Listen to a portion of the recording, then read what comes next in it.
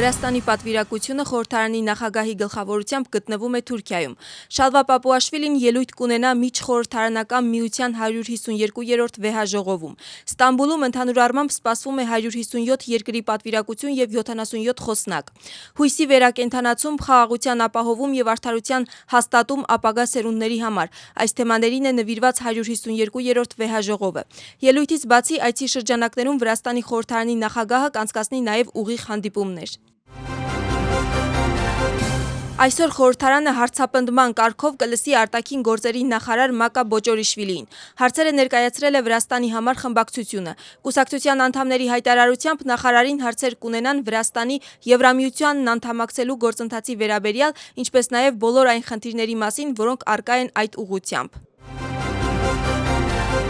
Խորհրդարանը քննարկում է նաև օտարերկրացիների եւ քաղաքացիություն չունեցող անձանց իրավական կարգավիճակի մասին Վրաստանի օրենքում նախատեսվող փոփոխությունները։ Օրենսդիր մարմինն այսօր օրինագիծը կքննարկի կոմիտեների եւ լիագումար նիստերի ձևաչափով երկրորդ եւ երրորդ ընթերցմամբ։ Նախագծի համաձայն ներդրվում է նոր C5 կարգի սովորական վիզա։ Այս կարգի բազմակի կարճաժամկետ վիզան կտրվի 5 տարի գործողության ժամկետով եւ Վրաստանում մինչեւ 1 տարի գտնվելու իրավունքով։ Ըստ փոփոխությունների այն կտրվի անվտանգ երկրներից ժամանող անձանց, որոնք Վրաստան են մտնում զբոսաշրջային նպատակով եւ իրավունք ունեն գործունեություն ծավալել միայն ոչ ռեզիդենտ անձի օգտին։ Նշված վիզան կտրվի նաեւ տվյալ անձի ամուսնուն, կնոջը եւ անչափահաս երեխաներին։ Վիզայի տրամադրումից հրաժարվելու որոշումը չի ենթարկվի բողոքարկման։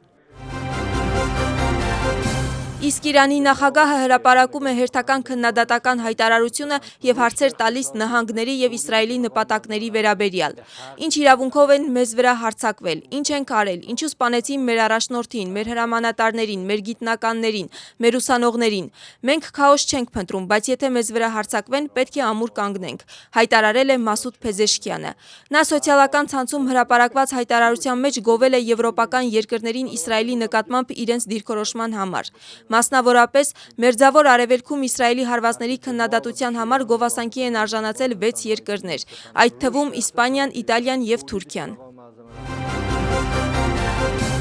Պաշտպանության ոլորտում համագործակցության ամրապնդման շուրջ համաձայնության են եկել նաև Նորվեգիան եւ Ուկրաինան։ Համաձայնագիրը նախատեսում է երկկողմ համագործակցություն։ Նորվեգիան կաջակցի Ուկրաինային անօդաչու թռչող սարքերի արտադրությանը, իսկ Ուկրաինան Նորվեգիային կփոխանցի տվյալներ, տեղեկատվություն եւ փորձ, որը կապված է պատերազմում ձեռք բերված փորձի հետ։ Միևնույն ժամանակ ուկրաինական անօդաչու թռչող սարքերի արտադրությունը կսկսվի նաև Նորվեգիայի տարածքում։